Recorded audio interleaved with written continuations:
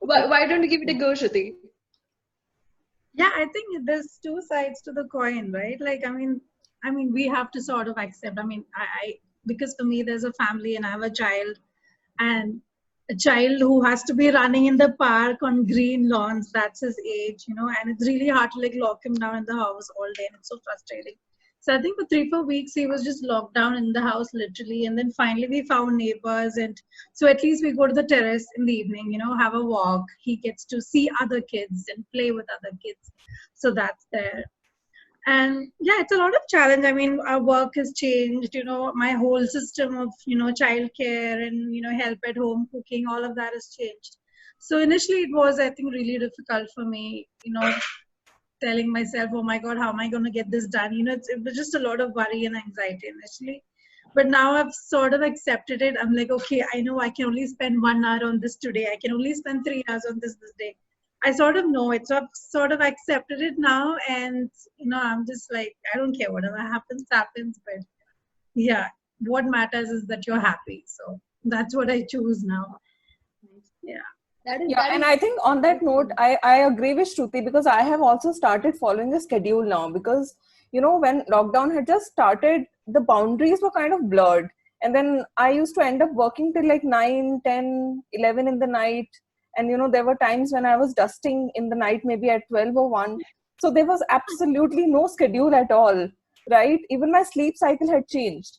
So then I realized that, okay, no, this is not going to work out. I have to have different schedules for everything. So that's when I decided that, okay, I'm only going to maybe spend like 8 or 9 hours for my, office work. And then there is a me time where I will spend maybe 1 hour or 1.5 hours, maybe connecting with like-minded people, or doing some online courses, and then dusting and cleaning and all of that. Right? So scheduling is really, really important. So in the beginning, I was also like going really crazy, but now I'm like getting used to the new normal, as they say. Yeah. The new normal. Yeah. New normal. As if Yeah, I totally agree with Gurleen, because this was exactly I'm listening as she's telling my story, because initial week or 10 days, because my son, he came back from Canada on the last flight, so he spent 11 hours at the airport, and it was me who went to Delhi to pick him up. So it was like another 14 days in quarantine and all, because I kept myself isolated as a precautionary measure. So those 14 days were like, I'm living, it was like I'm in a prison. You are not talking, you are not, sitting with anyone in the family. Then 15 days onwards, then things started, pretty sorted. And then it was like, I am working 24/7. Then I scheduled, as Gudni mentioned, no, I have to schedule things. I have to give time to webinars, to my own work, and for the domestic, whatever is required at the domestic front, to spend time with the kids. So now I am pretty sorted. I have scheduled everything, like 3 hours to this, 2 hours to this, 6 hours to my work, everything. So everything is, I think, in a full flow now. So we are enjoying lockdown. I could say right now. Now I am enjoying it. Yeah. Yeah. It is good to see people like bringing out the positive from it. Like, so in terms of like strategies, my work was already very scheduled. I always had 9 to 5. 5 o'clock, everybody clocks out, nobody does anything. Sometimes, it so happens you have a client and you have to work for an hour or so, but 5 means 5. And then I would go to the gym, come back home, and absolutely hate myself when I was cooking something or burning the kitchen down. So during quarantine, I've really improved on my cooking skills, because there is no other option, right? Like, my dad would call me like, you cannot eat from outside. You have to cook. I was like, Dad, but my cooking is worse than eating from outside. Like, it's shit. But I've really I've been trying to improve it, or at least make it look good. So when I send a photo, people are like, oh, that looks nice. You must have cooked well. But sometimes it doesn't. So I'm trying to like how much is that like photography skill and how much is cooking? well, Oh God, yeah, that's so true. I spent 1 hour cooking it and 5 minutes photographing it. So I think it can show you my expertise level in both. Yeah. It takes 1 hour to do that thing that my mom does in 10 minutes. But the best part was that I actually found an Indian store 2 minutes away from me. So now I'm getting my fix of chapatis, parathas, chawal, chole, and I'm so happy. They even have like all those khada masalas and all that I don't know what to do, but I have it in my kitchen now. So it's good. So, so that's happening, and I've started taking up like random things. So I started studying and making notes about wine and rum and cognac and brandy and whiskies and barrels and where they're produced and what are the temperatures. I'm genuinely studying it. So you And have then quite alternate career in India. I don't. If I come back to India, a lot of people are gonna start hitting me. They're like, what have you done? Like, why are you doing these random things? But I'm really enjoying them. I'm not gonna lie. It is fun to connect to people at home.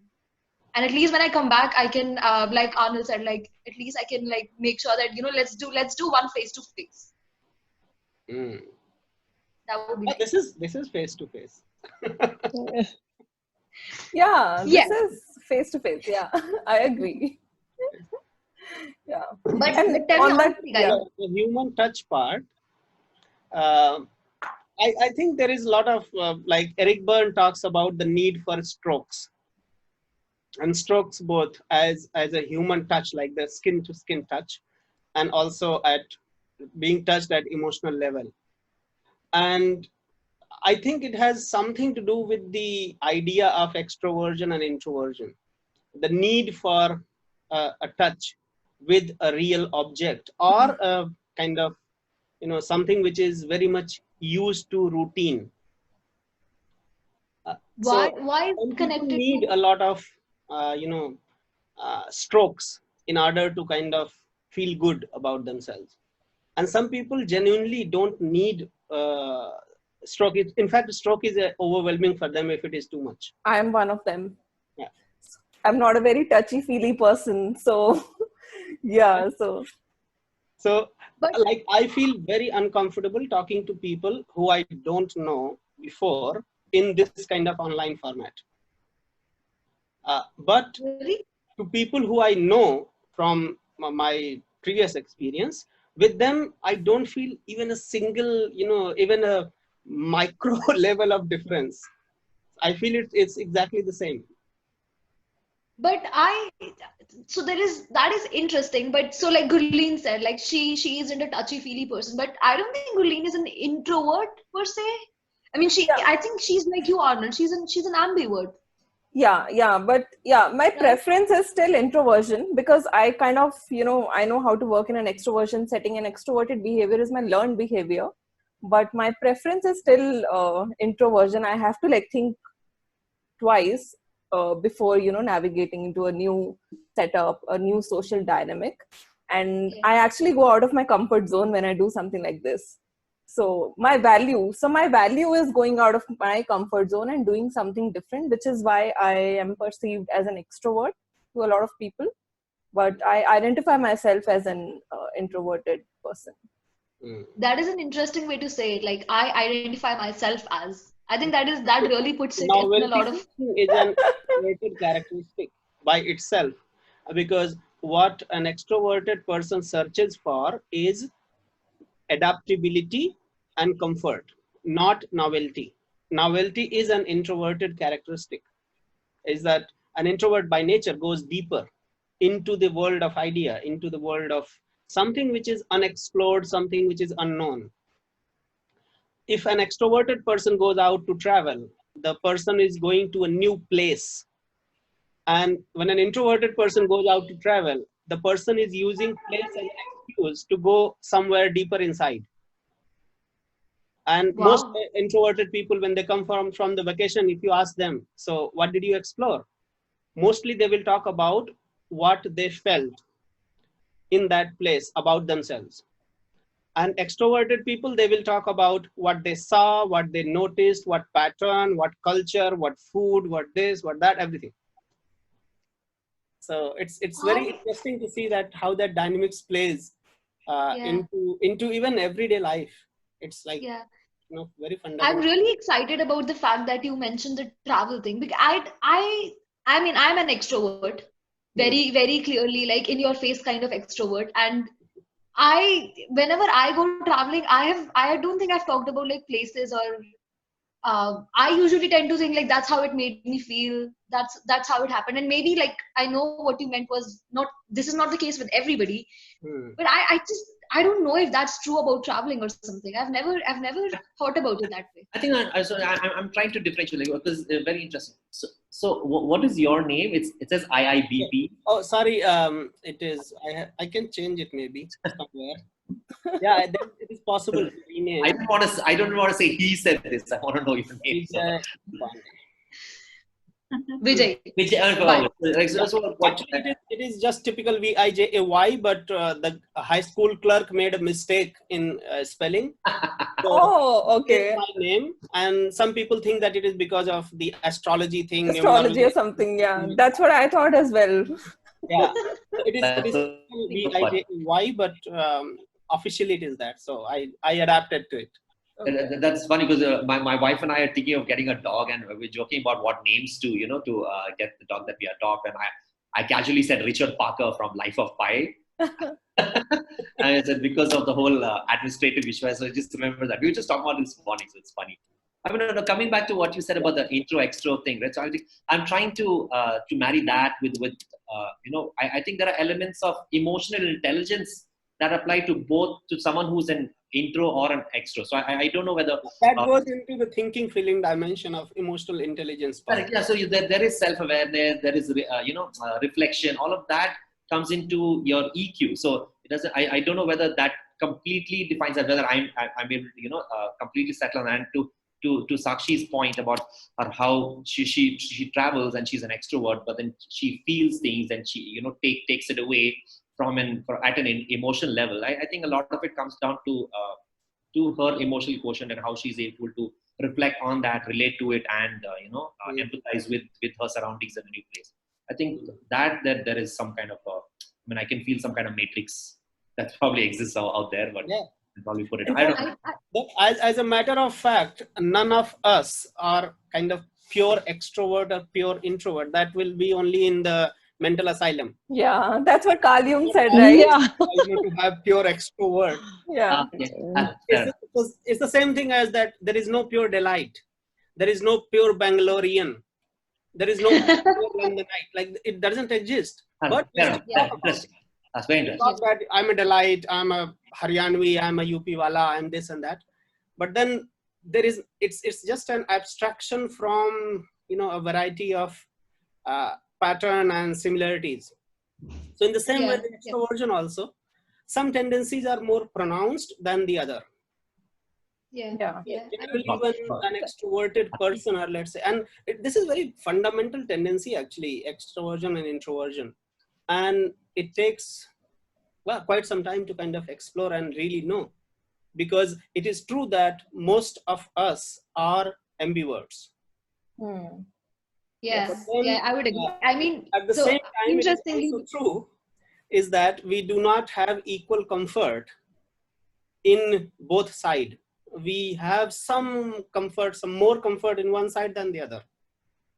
I think so I think it's really interesting when people say like things are binary. I always tend to feel like, oh, things are not that binary. It's not like I am not that, so I am this. It's like such a gray area, and that is why I think all our professions exist, because there is a gray area to explore there. And I think only the computer is binary. This computer is binary, but I don't see the binary anywhere. What I see is millions and billions of colors. Yeah, exactly. Pritika, what do you think? So I don't remember, was it Pritika or somebody else in the group who mentioned about traveling as well? Not me. That was Ashruti. Okay.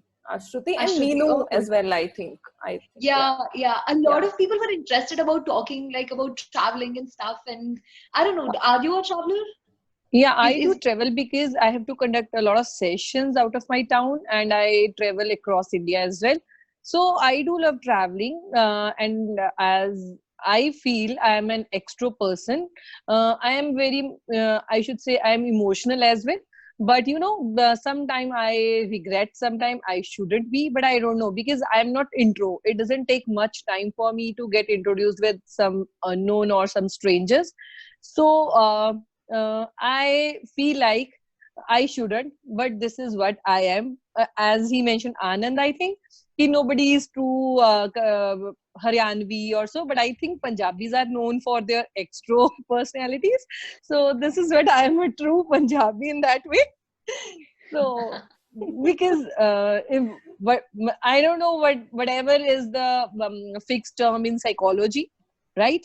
But yes, I think I am an extro, a bit of intro, hidden intro in my personality. Okay, so I want to, on that note, I want to share something. So in my mind, I really want to connect with people, but because of my personality, I don't want to like go and, straight away initiate the conversation. So this happened maybe, I think, 6 or 7 years ago. So I went to a networking event. So I didn't know how to like, talk to people or ice break. So what I did was I entered the elevator and I dropped my visiting card, thinking that other people will pick it up and they will initiate the conversation with me. Wow. Cool. So cool. Up, lady.